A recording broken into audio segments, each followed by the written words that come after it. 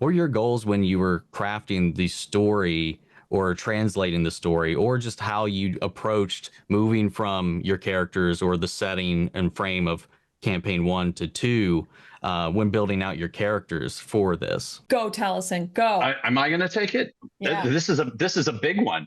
Um, I mean, the real world and Exandria they're big places, and there's a lot of stories to tell. And we just came from this very traditional fantasy setting. We started it's a group of adventurers in a pub, and we're rolling our way through that story, and we have a a champion of a god, two leaders of nations.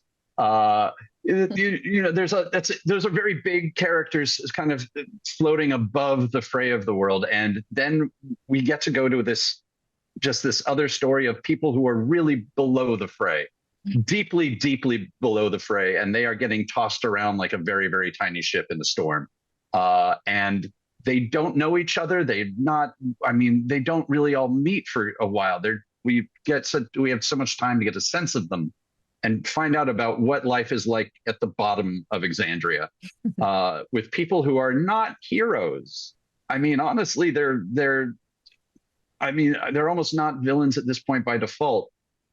They definitely have a lot of rough stuff happening, and if they had not found each other, God only knows.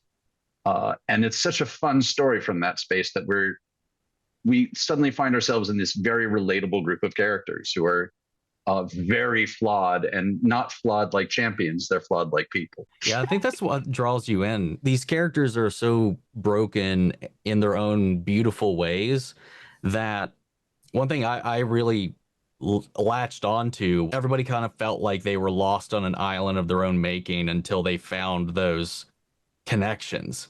And it's that difficulty of building the bridges, because that's just life sometimes. And I just it's just so beautifully crafted and pulling you in. And I think like this show goes straight for the heart, which is one thing that I really appreciated out of it. And the scope and the scale is larger than life, like with all the different factions and all that. But at the end of the day, it's just these people who are adrift trying to find a place in the world, and then happen to find this family. And like family, they don't always agree or focus on the same things. And I think it translates